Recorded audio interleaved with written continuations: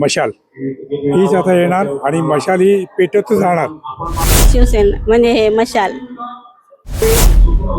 शिवसेना आपली उद्धव ठाकरे साहेबांची आली पाहिजे अशी आम्ही अपेक्षा करतो।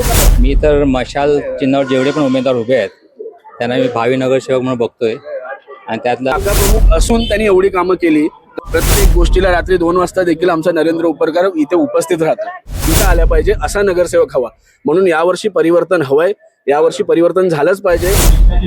शिवसेना आमचा खास माणूस नरेंद्र उपरकर याला जे तिकीट मिळाले त्यात आम्ही खूप आनंद व्यक्त करतोय की परिवर्तन हवा, यावेळेस परिवर्तन झालं पाहिजे। आणि स्पेशली गावठण विभागात बघायला गेलं तर आपला एक सामान्य कार्यकर्ता 22 वर्षापासून संघर्ष करतोय।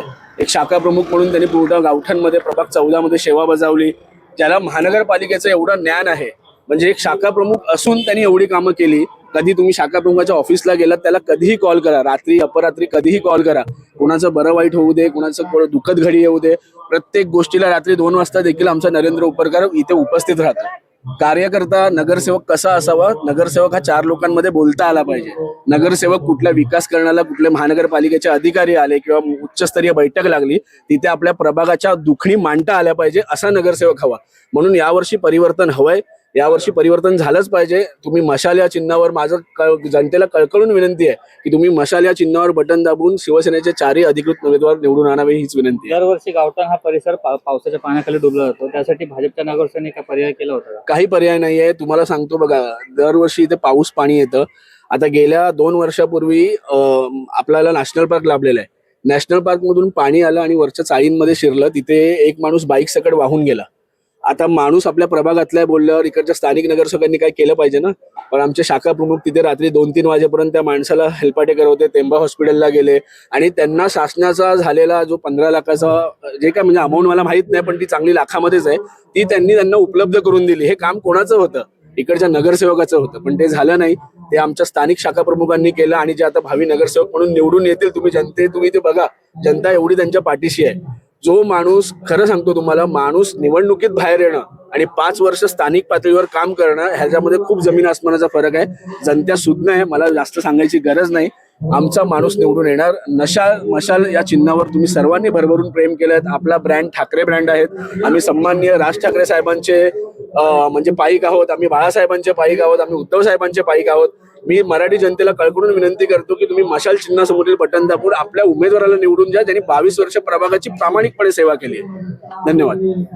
क्रमांक 14 मधून अनेक राजकीय पक्षांचे उमेदवार रिंगणात उतरले आहेत। तुमची पसंती कोणाला असेल? तुम्ही कोणाला म्हणून नगरसेवक म्हणून पाहणं पसंत कराल?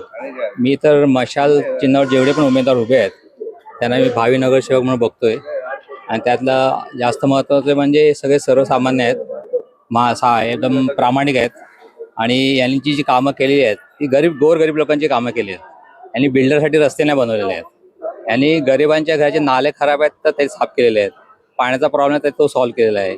बाकीचे उमेदवार जे 5-6 वर्षे कामं करतात तिथे फक्त बिल्डर लॉबीज आहे ती।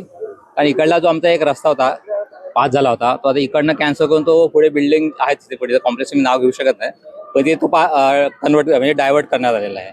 असा हा चालू आहे सगळं, म्हणजे फक्त बिल्डर लॉबीची माणसं आहेत आणि सामान्य माणसाचा आवाज महानगरपालिकेत जावा म्हणून मला असं वाटतं की मशाल या चिन्हावर सगळे उमेदवार यांना म्हणजे सगळे उमेदवार नगरसेवक होतील असं वातावरण एकूण दिसतंय मला। गेल्या 5 वर्षामध्ये जे नगरसेवक होते त्यांनी तुमची काय कामं केली?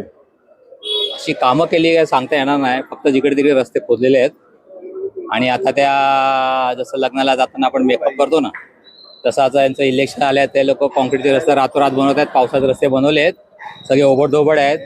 तर तिथे एखादा सिव्हिल इंजिनियर गेला बघायला तो आता हा सर्व्हिस रोड बनला आहे, त्याचा स्लोप तुम्ही बघाल ते 1 फुटाचा डिफरन्स आहे, त्या साईडचा हायवेच्या साईडचा आणि या साईडला जो आहे स्लोप 1.5 फुटाचा डिफरन्स आहे। म्हणजे नाले बनवले ते खाली आहेत, म्हणजे आता हे परत इलेक्शन झालं परत तोडणार यांना ना, फक्त तोडण्यामध्ये आणि त्याचे काय त्यांचा म्हणजे इन्कम सोर्स आहे काय कळत नाही, पण रस्ते खोदण्यात आणि तोडण्यात इंटरेस्ट जास्त आहे।